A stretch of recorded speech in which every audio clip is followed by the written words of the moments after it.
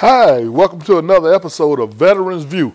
And we're here today with Drew out of Atlanta, Georgia, Vision 7. And today we will be talking about the new VA, Welcome to VA package that Drew and his team created. Drew, would you tell us about your military career first before we start talking about this VA program? I'd be happy to, but before I do that, I want to thank you, Leroy, for all you do for veterans in this area. This obviously there are a lot of veterans in the Columbus, Phoenix City area. Yes, it is. And it's much appreciated. And I'll give you a bit of information about why I'm so passionate about that, in addition to being an employee of the VA. Right. So it's a professional and a personal passion. I joined the Army when I was 17, spent 27 years on active duty. Someone with a long career like that's going to have a lot of duty assignments. Some of them were good, some of them were better. Did 2 tours in Germany, did a tour in Hawaii, Colorado Springs, Colorado at Fort Carson. Right. Did 27 months combined in Iraq. That's 2 tours, 2 different tours. My career culminated with my assignment as the Command Sergeant Major for the 720th MP Battalion out of Fort Hood, Texas, and also in Iraq. Okay. So about why I'm passionate about that, and more important, the more important part of my background for what I do now, is that I was raised by a veteran. My wife is a veteran. I have 3 boys. One of them spent 5 years in the Army, and he's now a National Guardsman. The other one is right here at Fort Benning. He just finished infantry school, and he is there for follow-on training. My wife's father is a veteran. Her brother's a veteran. So the point of that is that I've seen the needs of veterans from a lot of different perspectives. There are those of us who retired and are older, the young men and women who do 3, 4, 5 years of service and then transition. They have different needs, and those have to be addressed. I've seen elderly veterans. I have an uncle who's a Vietnam veteran. He is a patient of the VA. He's seen at a VA facility in North Georgia, and always has good things to say about it, but he will let me know if something's not right. So I just have a deep passion, both professional and personal, for ensuring that veterans get the services and benefits that they have earned. And I'm glad you said that, Drew, because, you know, a lot of people don't realize that 1% or 3% of the people who serve in the military on active duty is just it's a revolving door. As you go, so do your son, so do your daughter, and then your wife, and her father, and her sister and brother, yours. It's just the same people continue to protect this country, and we owe something to them once they finish. And I was a recruiter also in the military, a Navy recruiter. And one thing that I always tell people is that when they signed that contract, that 1965, they didn't read the fine print where the government says, we promise to take care of you the rest of your life.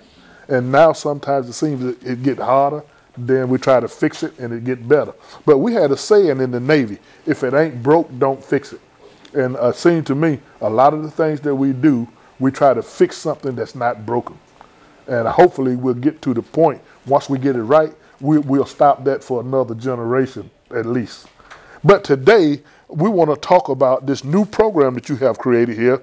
It's called Welcome to the VA. And I take it's a guide through the system to really do the things that I try to help veterans do now, which is navigate the VA system. So would you tell us something about it? And this is the new book that Drew has created. Would you tell us something about it? Well, first of all, I don't want to take the credit for creating it. It was your team. A very large team.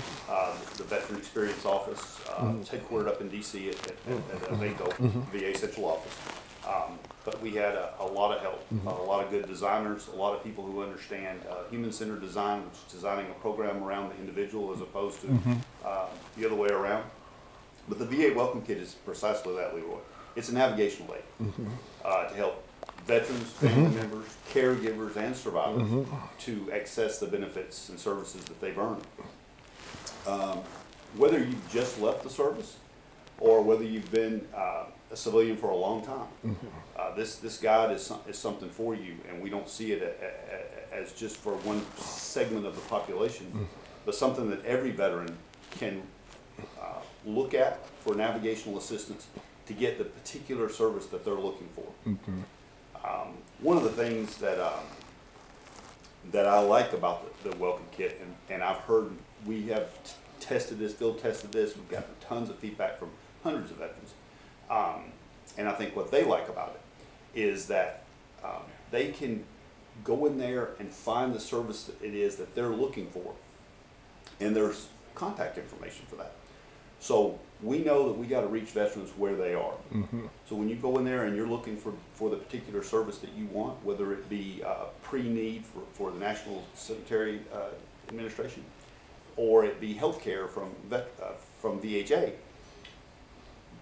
there's phone numbers, there's online addresses, online URLs so that you can go and research that information, oftentimes fill out the paperwork that's needed for that. And people really appreciate that they can get a phone number to actually speak to someone about, you know, what it is their particular need is. And one of the things that I also want to touch on that's inside the kit is what's called a veteran journey map. Veterans Journey Map. And if you look in there, what you'll see is that we actually start the journey map. Our team that developed that journey map, they started it at a session, because that's really when we know someone's going to be a veteran. When they raise their right hand, that's when the VA acknowledges that, hey, you are on a journey. So oftentimes we forget that while a person's on active duty, we don't think of them as touching the VA. But there are benefits from the VA that people on active duty are eligible for.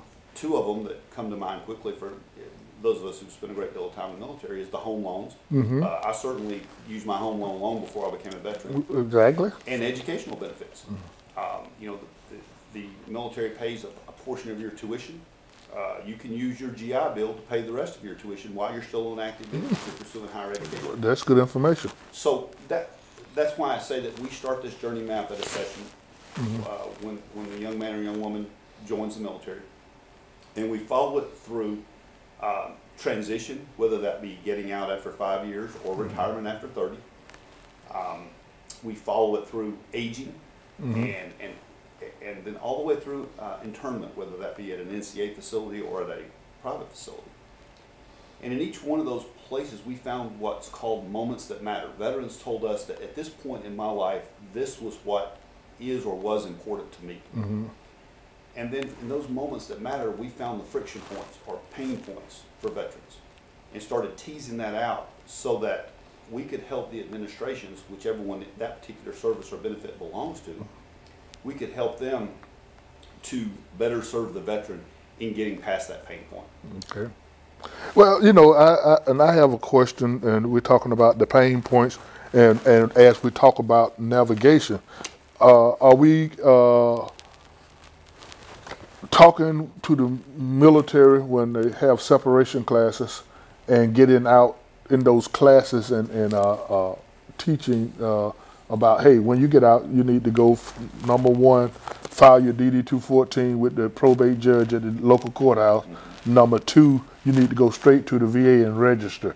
Because what I found is that veterans who don't go straight to the VA and register, and then they get a job, they get caught up and say, well, you make too much money.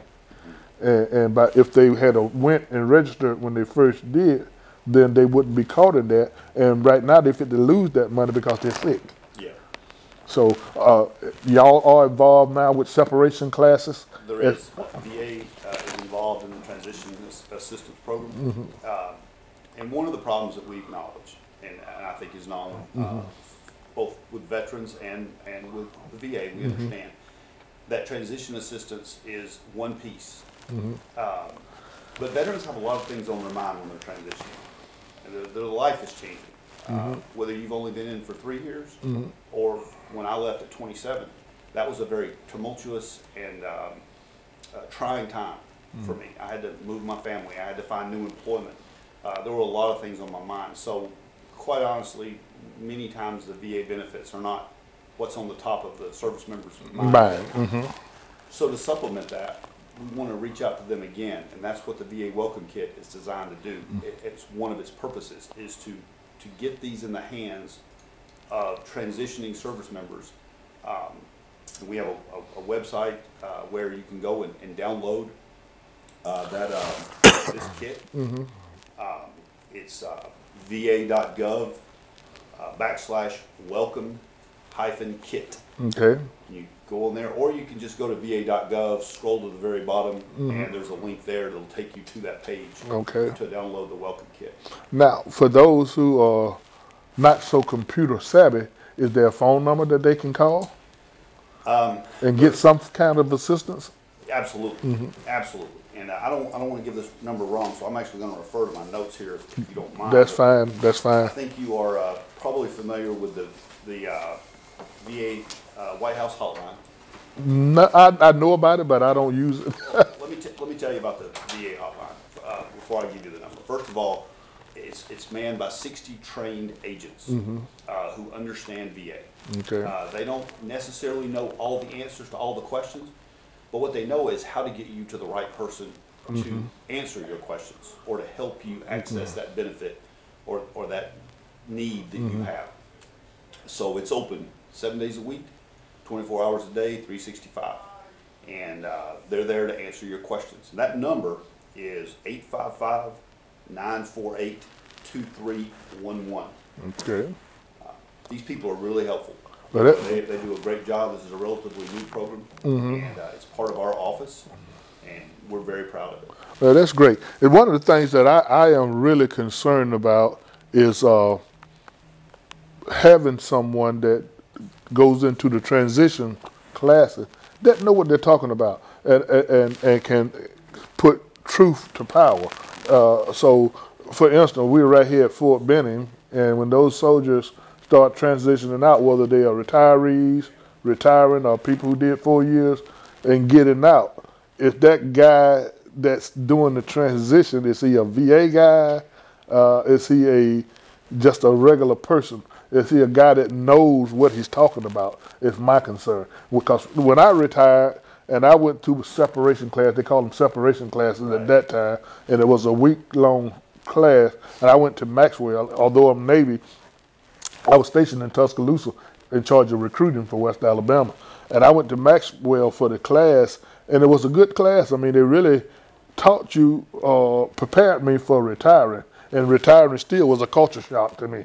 It was like day and night when you used to be in a disciplined organization, and now you're getting into an organization that really don't have the kind of discipline that you were used to. But I think that the VA, to me, should utilize more recruiters type personnel, especially those who are retired, to help teach this class, because the recruiters probably already know a lot of this stuff because they're dealing with all the different forms to enlist them into the military. And they have to go out and give speeches. So that's just my 2 cents on that. Yes, but I am so glad that this program is being implemented into the separation classes when the veterans are getting out, because when veterans come to me for help, a lot of them, I have to go and reorder their medical records, their personnel records, and to do a claim for active duty retirement is easy, but it's hard to do one for a National Guardman because you have got to get those personnel records so that you can show that they was on active duty and all of that. I mean, a lot of people don't understand, but those guys deploy and do everything, and then it's 3 times harder to do their claim for disability. So I hope this is going to help solve that problem that we're having, because a lot of people are out there claiming to know how to do veterans claims, but they really don't. I understand your concerns. I don't want to mislead in saying that this particular packet is going to be given to every service member who's separated. Right. That is an aspirational goal. Eventually, we're hoping that he'll get there. We want to do that. We certainly are assisting in helping them understand that they can go online, because those that are getting out of the military now, they're computer savvy. They really are. Absolutely can go online and download it, or just read it. I mean, they can just refer back to it as they want to. The Veterans Benefits Administration handles the separation I know they have trained good folks out there that are doing the transition assistance program, and they care about it. They do. They understand that it is difficult for veterans at that, Right. for service members at that time of their life, and it is something that's very important to them. I've had conversations with their senior leadership about that, and they care deeply about it.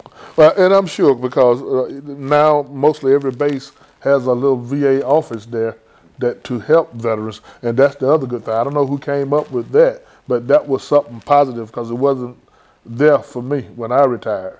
Right. But it's there now, so if we do have soldiers or sailors or Marines or airmen that are injured while they're on active duty, they get the service right there on the spot. And so that's a good idea. So, but anything that can improve, help for the veterans, I am all for it. Yes, sir. Because I don't think a man or a woman should serve their country and not be honored with what we said we would do for them. Absolutely. So is there anything else you'd like to tell us or leave us with about your side of the house? Anything you may be transitioning into that's going to be coming later to go along with this program? Well, absolutely. There are, in addition to the pamphlet, which you have there in your hand, it comes in a folder. And Right. inside that folder, you'll find right now 4 what we call quick start guides. Okay. This information that's inside the pamphlet itself, inside the welcome kit, it doesn't change much. Right. It's pretty static. And so we felt comfortable hard copying that together. But veterans bring to us from time to time, and we find themes in what it is, what their questions are, or what their pain points are. And so we developed these one-pagers back and front that are for a specific topic. For example, if you look in there, you'll find one on getting health care, because that's a big deal. That's a starting point for a lot of things. Yes, it is. And so we developed that quick start guide that tells the veterans precisely what they need to do. There's phone numbers on there, there's URLs so they can go online, and all the information that they need to get started in the healthcare system. Right. We've developed 4 are there printed already. The 5th one was not in the print run. It wasn't finished yet. It's online. We're doing 9 more this year. They range from everything from survivor benefits, which is a big question a lot of people have. The veteran tends to know what's going on, but oftentimes their spouse doesn't know what's going on. Right. And so we've got the survivor benefit quick start guide coming out. We have a quick start guide to try to get more people mental health. They can go right in there and look at that quick start guide, and it tells them from A to Z exactly what they need to do to seek out mental health. And we're going to, in addition to the 4 you have there, we're going to have 9 more this year, and then 9 more the following year. The reason there's only 9 in a year is we don't just type these things up and shoot them out. They're very deeply researched. When we come up with what we think is near a final product, they're taken out to veterans in groups and in individuals and have them look at it and say, what questions would you have if you read this document? What's left unsaid? And they give us that feedback, and we go back and we retool that thing. And we do that a couple of times until we know we have a product that answers all the questions a veteran has about, or at least points them in the right direction about that particular service or benefit. And the veterans that we've engaged have found them extremely helpful. And the fact that they're quick start guides and they're not inside the pamphlet, we can change them rather quickly, particularly online. As, for example, the Mission Act takes effect on June 6th. There's a lot of questions about that. We're developing information sheets right now because the policies are still being developed and finalized. But after everything settles down in June, we're going to develop a quick start guide that tells the veterans what they need to know about the new Mission Act. Well, maybe you can keep us in mind, and maybe myself and some of the people who work with me could help do some of that, give some input as far as from this side down in the south. Leroy, you're in my contact list So, now, so you'll be here from. And one of the things right now, I am the quick start guide for veterans in this area, and I don't mind because a lot of veterans don't know the 3 parts of the VA. No. The healthcare side, the cemetery side, and the benefit side, the BVA. And then when you go down and all of that, and all those 9 different papers you pull, is in one of those. It's in one of those. It's in one of those, and that's the key And a lot of times I'll end up telling the veteran's wife, hey, this is your money. Yeah. Because he is too stubborn or she is too stubborn to do those things that need to be done. And it's not the fact that they're really stubborn, it's the fact that maybe TBI have set in or PTSD, and they don't feel comfortable. So we have a group here that's called Vet to Vet.